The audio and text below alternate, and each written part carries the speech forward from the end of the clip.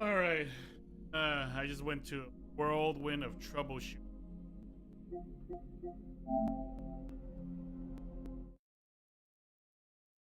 Play this on my 4K. Now I'm on my 2.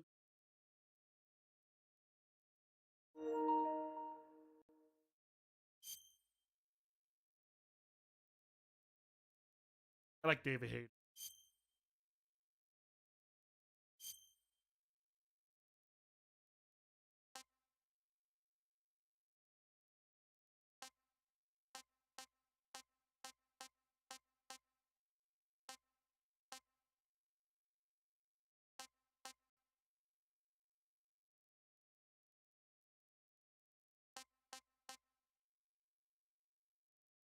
I want 1440p, but well, mine this.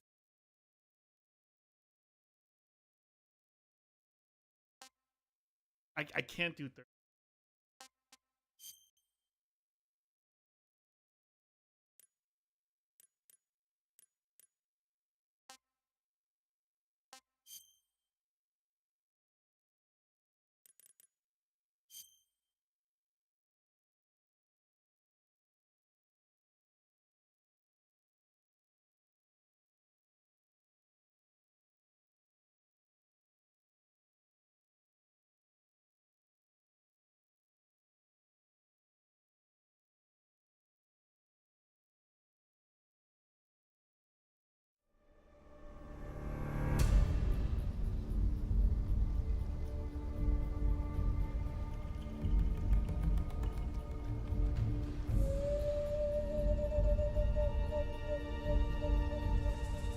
Yep, 2004. I was in high school.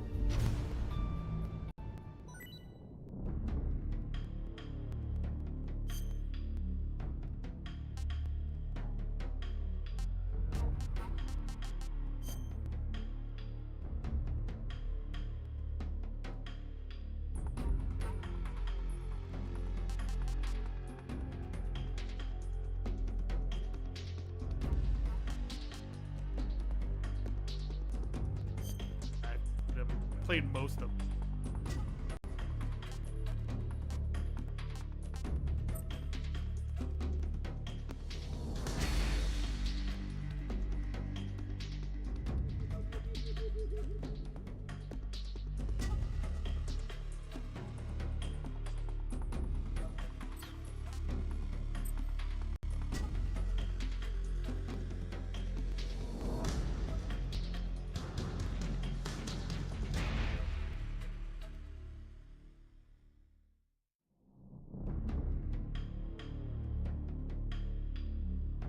Well, I want the legacy style, but with new camera mode.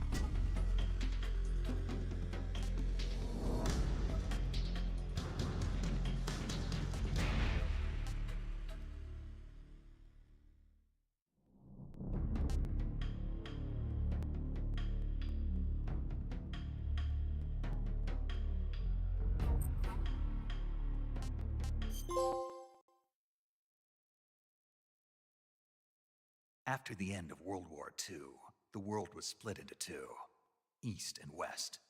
This marked the beginning of the era called the Cold War.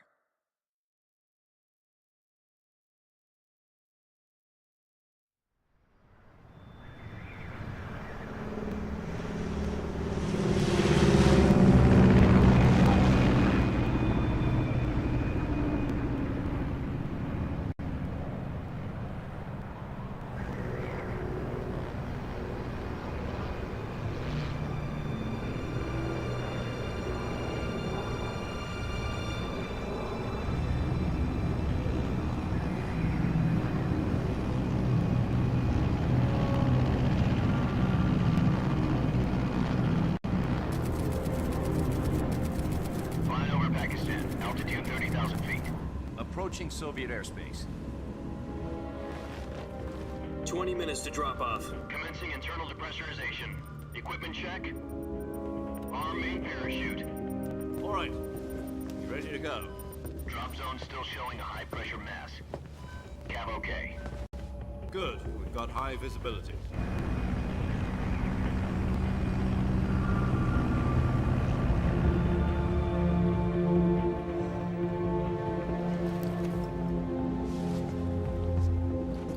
Put out that cigar.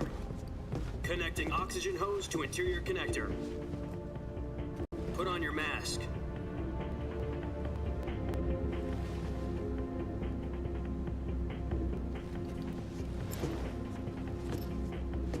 Does this Pennywise know what he's doing? Approaching release point. 10 minutes to drop off. Hey, are you deaf? He said put out the cigar and put on your mask.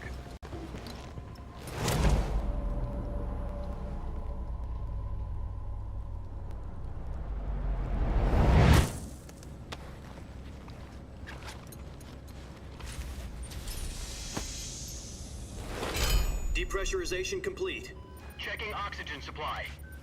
6 minutes to drop off. Opening rear hatch.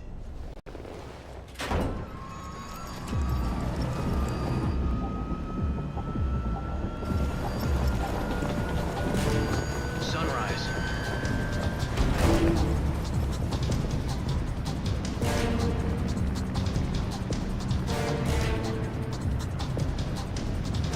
External temperature minus 46 degrees Celsius.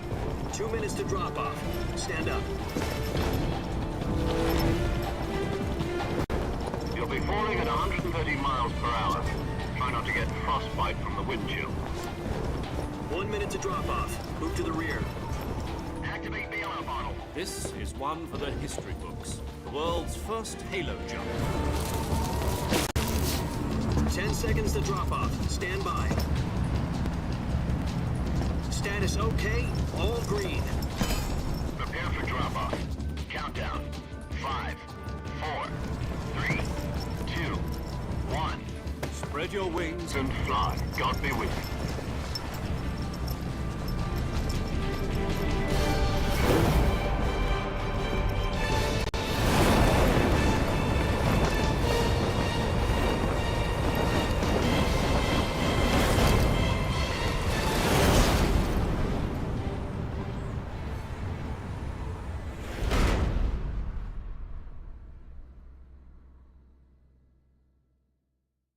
Jack, I've got some important news. The head of the CIA has finally given us the green light for the virtuous mission. Virtual mission? No, the virtuous mission. The future of our Fox unit depends on it. If it succeeds, we'll be officially organized into a unit. Virtuous mission? Sounds like some kind of initiation ritual. You know, don't get cocky. This isn't a training op. Right. So what exactly is this wonderful mission?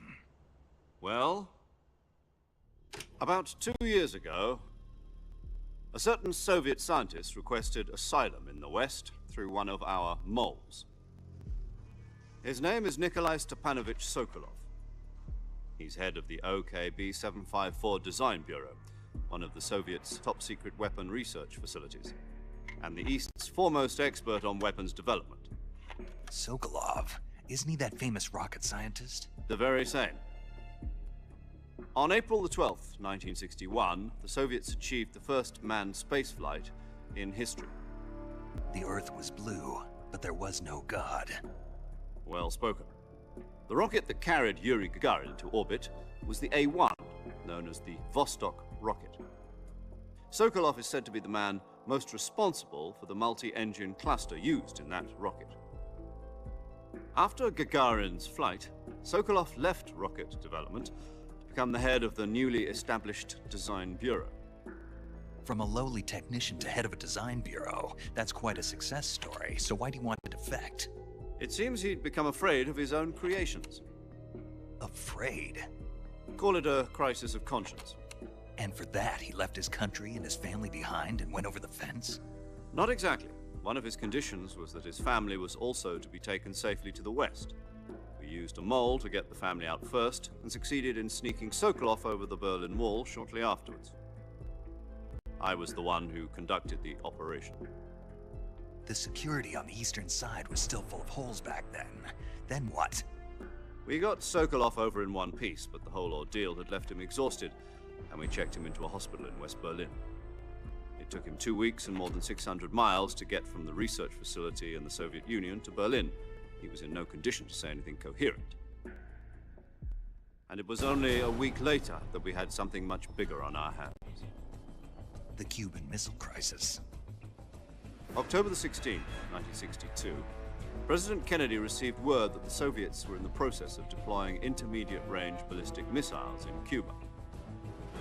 The President demanded that the Soviets dismantle and remove the missiles. At the same time, he announced a naval blockade to prevent further missile shipments from reaching Cuba.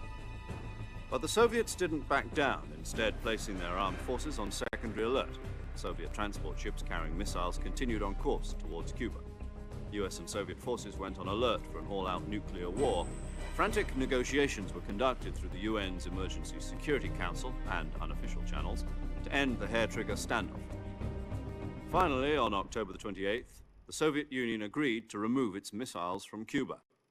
And so the world avoided a nuclear holocaust.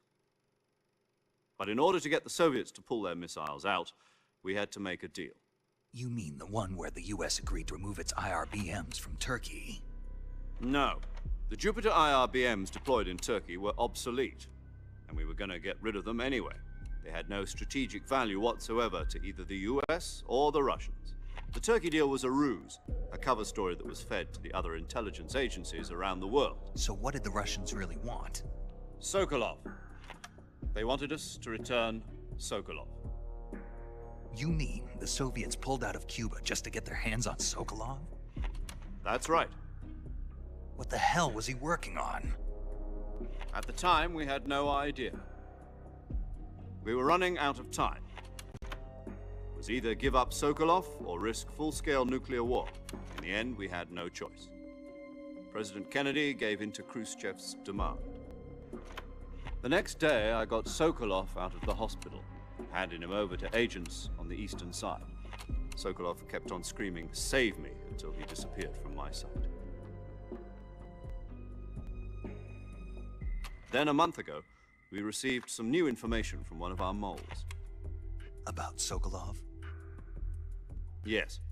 He was taken back to the research facility and forced to continue working on the weapon in question under KGB supervision. What's more, it's on the verge of completion. So what kind of weapon is it? Something to do with space rockets? No, missiles. Same technology. I guess you're right. We don't know the details, but it appears to be a new kind of nuclear device. For half a year now, the Soviets have been conducting frequent nuclear tests at Semipalatinsk. Something to do with the weapon, I assume. We're talking about a secret weapon so big that Khrushchev was ready to pull out of Cuba to get it back. Is Sokolov still in the facility? No. According to our intelligence, he's in Selino-Yarsk, a place in the mountains about 3 miles to the west that's known as the Virgin Cliffs. The Virgin Cliffs. Nice name for a virtuous mission. They moved him there just recently. Why? Apparently, they're conducting a field test of the weapon, but it's our best chance to get him back. This mission would never have been possible if he was still in the research facility. This is our last chance. Sokolov must have known that too when he contacted us.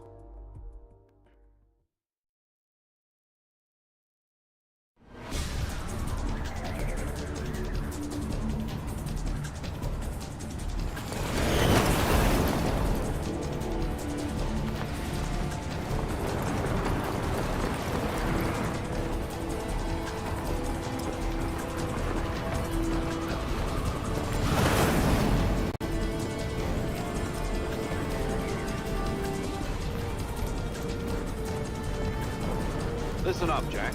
Your mission is to infiltrate Selino-Yarsk in the Soviet mountains, ensure the safety of Sokolov, and bring him back to the West.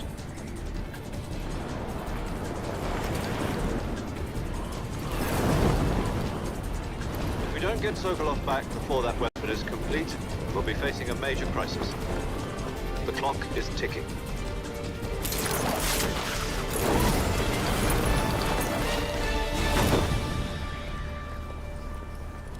Once we've confirmed the rescue of Sokolov, stand by at the recovery point. A recovery balloon will be dropped at that point. Helium will be pumped into the balloon to inflate it. The process takes about 20 minutes. Once it's complete, the gunship's arm will latch onto the balloon and pull it up. The Fulton surface-to-air recovery system. I'm familiar with the theory. Take it easy. It's been combat-proven. Do you think Sokolov is up to it? The shock will be less than during a parachute jump, and the arm can handle up to 500 pounds. So you're planning on going over the border in a single combat Talon? She's equipped with two 6-barrel 20mm Vulcan cannons, as well as two 40mm machine guns. Sounds like she could hold her own against a battalion of tanks. Even with the fuel in the reserve tank, we're facing a 4-hour time limit. If all goes well, it shouldn't take more than a few hours. Home in time for dinner. But if anything goes wrong, you'll be eating dinner, breakfast, and all the rest of your meals in the jungle.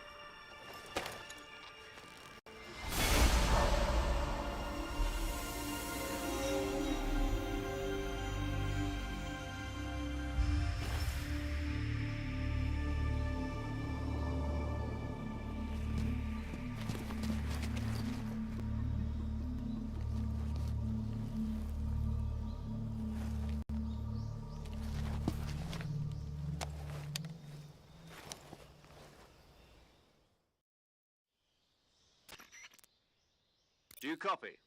You're already in enemy territory, and somebody might be listening in. From here on out, we'll be using code names to refer to each other. Your code name for this mission will be Naked Snake.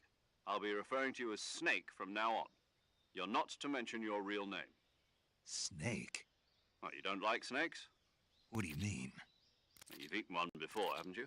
In survival training. I'm glad to hear that. I don't know if I'd ever order one in a restaurant, but... Be careful, you might not have a choice. What about you, Major? What should I call you? Let's see. I'll be Tom. Call me Major Tom. This will be a sneaking mission. You must not be seen by the enemy. You must leave no trace of your presence. Is that clear? This kind of infiltration is the Fox unit's speciality. In other words, weapons and equipment are procured on site. That goes for food as well. You're completely naked, just as your name implies. Great. Now I see why you asked me if I like snakes. I suppose calling me Snake was your idea of a joke, too. No. There's a good reason for that. I'll tell you later when the time is right. Gotcha. Getting back to the subject, how exactly am I supposed to feed myself? You've been issued a knife and a tranquilizer gun. Use them to hunt for food. You'll also find some medical supplies in your backpack. Yeah, about the backpack. I lost it in a tree on the way down. I see. Well, you'd better go back and get it then.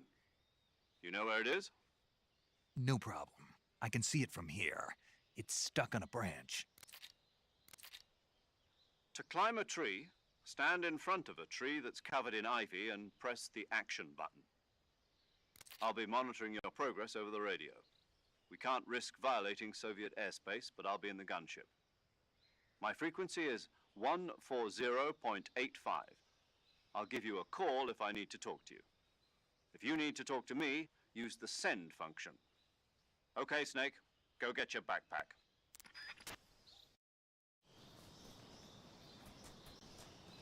I like how they say, I'm supposed to leave no traces, but all his gear is like marked with like this army shit.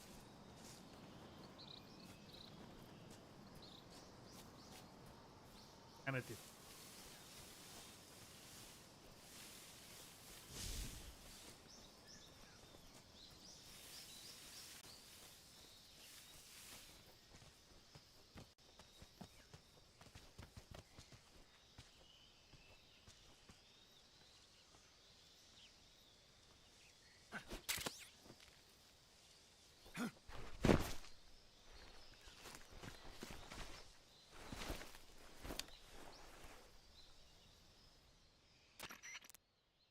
I see you've retrieved your backpack, Snake. To equip a weapon, it's necessary to take it out of your backpack. In the survival viewer, choose Weapon from the backpack. Your available weapons will be displayed in a list on the screen. From that list, choose the weapon you want to equip and press the Enter button. For other equipped items, just do the same thing from Item. Got it. Use the survival viewer backpack. Yep, that's right. Survival is fundamental to this mission. After you've been out in the field for a while, your stamina will start to drop. If your stamina gets too low, it'll affect your performance. You won't be able to shoot accurately, for example, and your wounds won't heal as smoothly. Keep an eye on your stamina so you don't run out. To recover lost stamina, you can hunt for local flora and fauna. You can use either your tranquilizer gun or your knife to hunt. My only weapon is a Mark 22 Hush Puppy tranquilizer gun? That's right. It's been fitted with its own suppressor. However, the suppressor will deteriorate every time you fire. Once its durability reaches 0, the noise suppression effect will be gone. So don't get too trigger happy with it. The suppressor's durability is shown in the icon. Any weapons and equipment beyond what you're carrying now, you'll have to find as you go. I have to find my own weapons and equipment? Whose crazy idea was this anyway? Solo covert actions are standard Fox operating procedure. You can't leave any traces of your presence. No weapons, equipment, footprints, sweat, or bodily wastes. The same goes for bullets and cartridges, too. Your presence in enemy territory is already a violation of international conventions of warfare. There aren't supposed to be any American soldiers in Russia. It could spark an international incident. You can't let anyone see you. You can't let the enemy know you're there. This is a stealth mission. You're a ghost, Snake, in every sense of the word. And there'll be no rescue if you're captured. The military and US government will deny any involvement in the affair. Then I'll just have to take care of myself, huh? I'm afraid so. You've been given a fake death pill for that purpose. SIS guidelines stipulate that soldiers on covert ops like this one be issued a potassium cyanide capsule. Tape it to your body so you can take it when you need to. How generous of you. Use it if you're taken prisoner by the enemy. It'll send you into a state of false death for a short time. Fooling them into thinking that I'm really dead. So how do I come back to life? Just take the revival pill. You mean that thing they put in my tooth before the mission? That's the one. But be careful. If you remain in a state of false death for too long, nothing will be able to bring you back. Remember that. I'll keep it in mind. You said this was a solo mission, right? Right. I guess that means I can't count on any reinforcements. Correct. The mission rests entirely in your hands. A real one-man army. Relax. There's a support team ready to back you up over the radio. Who? I'll introduce them to you. This time, survival is of utmost importance. The first member of the support team will be in charge of monitoring your physical condition, acting as a medic, so to speak, as well as recording your mission data. She's a member of Fox as well, and she's here on the gunship with me. She? Hello, Snake. I'm paramedic. Nice to meet you. Paramedic. As in a medic who comes in by parachute. Aren't you going to tell me your real name? Are you going to tell me yours, Mr. Snake? My name, huh? It's John Doe. And they call you Jack for short. You're a regular Captain Nemo. A name means nothing on the battlefield. After a week, no one has a name. What's your name? Jane Doe. Very funny. I wasn't joking, but I'll tell you my name only if you manage to make it back alive. My frequency is 145.73.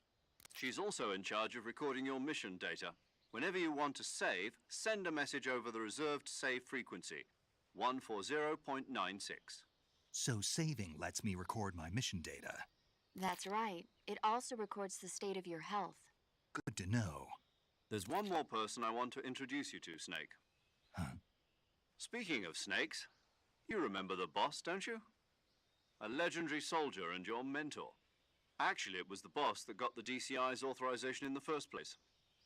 She's going to be serving as Fox's mission advisor. The boss is? She also helped me plan this mission. She and I were at SAS together. Jack, is that you? How many years has it been? Boss? That's right. It's me. Oh. Talk to me. Let me hear your voice. It's been 5 years, 72 days, and 18 hours. You've lost weight. You can tell just by the sound of my voice. Of course I can. I know all about you. Really? Well, I don't know anything about you. What's that supposed to mean? Why'd you disappear on me all of a sudden? I was on a top-secret mission.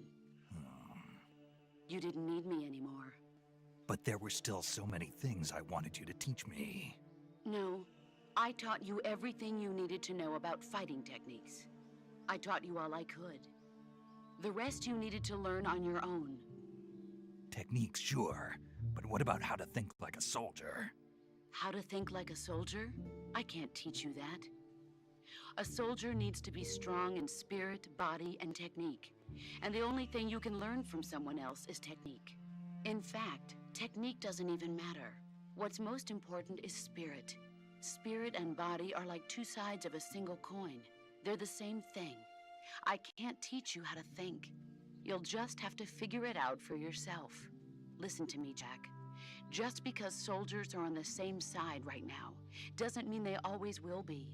Having personal feelings about your comrades is one of the worst sins you can commit. Politics determine who you face on the battlefield. And politics are a living thing. They change along with the times. Yesterday's good might be tomorrow's evil. Is that why you abandoned me? No, it had nothing to do with you. I already told you, Jack. I was on a top-secret mission. A soldier has to follow whatever orders he's given. It's not his place to question why. But you're looking for a reason to fight. You're a natural-born fighter, but you're not quite a soldier. A soldier is a political tool, nothing more. That's doubly true if he's a career soldier. Right and wrong have no place in his mission. He has no enemies and no friends. Only the mission. You follow the orders you're given. That's what being a soldier is. I do whatever I have to get the job done. I don't think about politics. That's not the same thing. Sooner or later, your conscience is going to bother you. In the end, you have to choose whether you're going to live as a soldier or just another man with a gun. There's a saying in the Orient, loyalty to the end. Do you know what it means? Being patriotic. It means devoting yourself to your country. I follow the president and the top brass. I'm ready to die for them if necessary. The president and the top brass won't be there forever. Once their terms are up, others will take their place. I follow the will of the leader, no matter who's in charge. People aren't the ones who dictate the missions. Then who does? The times. People's values change over time, and so do the leaders of a country. So there's no such thing as an enemy in absolute terms. The enemies we fight are only enemies in relative terms, constantly changing with the times. As long as we have loyalty to the end, there's no point in believing in anything, even in those we love. And that's the way a soldier's supposed to think? The only thing we can believe in with absolute certainty is the mission, Jack. All right, but do me a favor. What is it? Call me Snake. Snake. Oh, right. Your code name is Snake. It suits you well. That's right. The legendary unit that the boss put together during World War II was a snake. The Cobra unit, a group of heroes that brought the war to an end and saved the world. As long as you've got a legendary hero backing you up, you'll be fine. Isn't that right, Snake? Yeah, I can't think of anyone else I'd rather have with me. Oh, and one more thing, boss. Yes? It's good to hear your voice again. Same here. After all, who knows if either of us will make it out alive? Snake, you are always best at urban warfare and infiltrating buildings. But this is the jungle. Survival is going to be key. Those CQC techniques I taught you are sure to come in handy. CQC? Close quarters combat, huh? I've been in the Green Berets for the past few years. I'm probably pretty rusty. Not to worry. I'll be here to help you remember. After all, this is your first actual survival mission.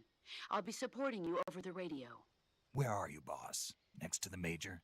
The boss is communicating with us by radio from aboard a Permit-class submarine in the Arctic Ocean. My frequency is 141.80. Call me if you need my advice on battle techniques. Gotcha. Your mission is to retrieve Dr. Sokolov. Dr. Sokolov is being held in an abandoned factory located to the north of your current position. Avoid heavy combat and don't let anyone see you. Don't forget that this is a stealth mission. Snake, try to remember some of the basics of CQC.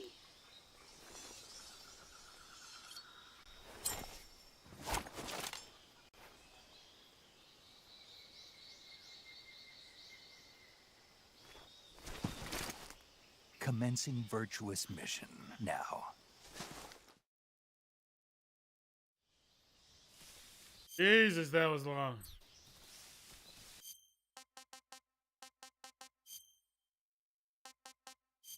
Close again.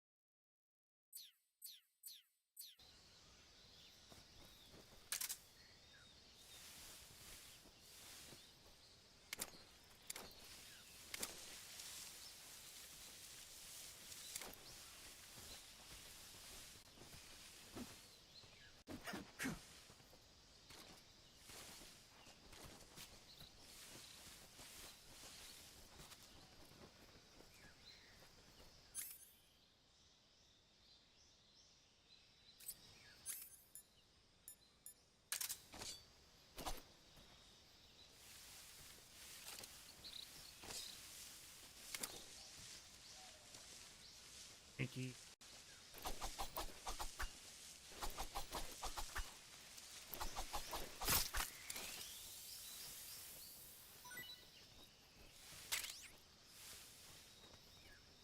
Harvest much.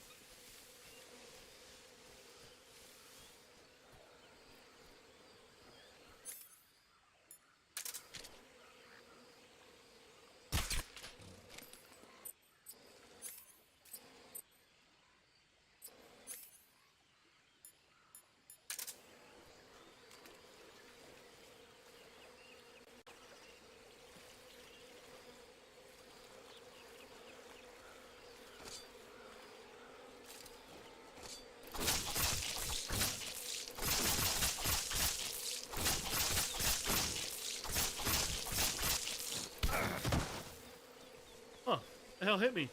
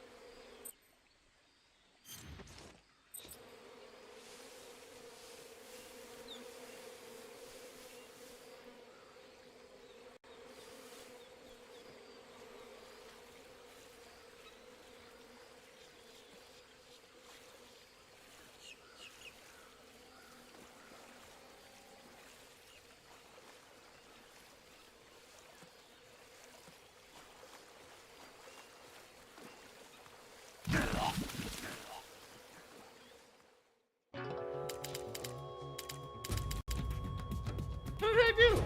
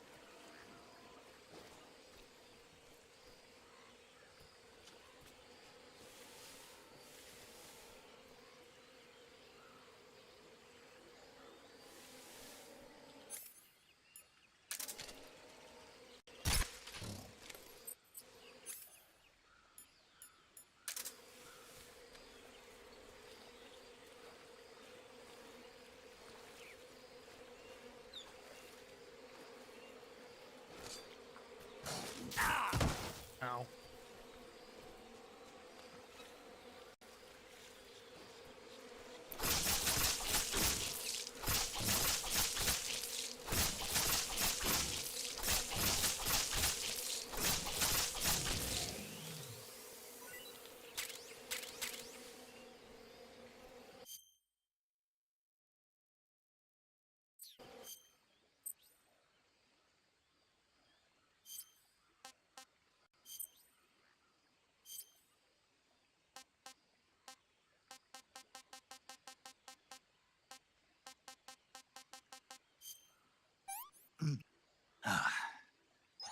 Not too bad.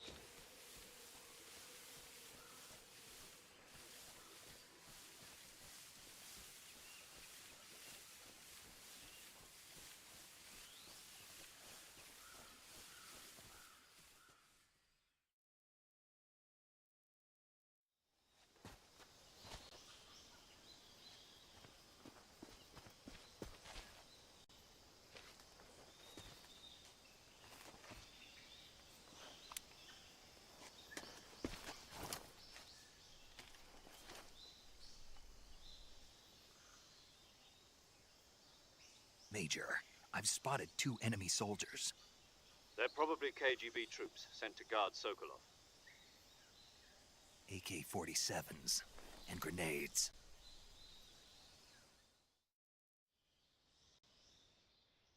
Snake, your presence in Soviet territory is already a violation of international law. We can't let the Kremlin find out that the CIA and the American government are involved. Contact with the enemy is strictly prohibited. Don't engage them in battle either. This is a stealth mission. Got that? The Major is right. The point of this mission is to sneak through the jungle without being seen. The success of the mission depends on how well you use your camouflage.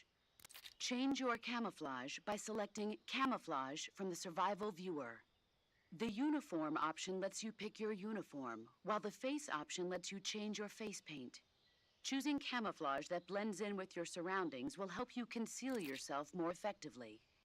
Also, don't forget that anything that moves will stand out in the jungle. If you just stand up and run around like an idiot, you're bound to be spotted. But if you crawl instead, you should be able to sneak by without being noticed. You can see how effective your camouflage is by looking at the Camo Index. The Camo Index shows how well your current camouflage blends in with the surrounding area. The higher the value, the harder you are to spot, and vice versa. The key is to make yourself one with nature. Keep that in mind as you go along, okay?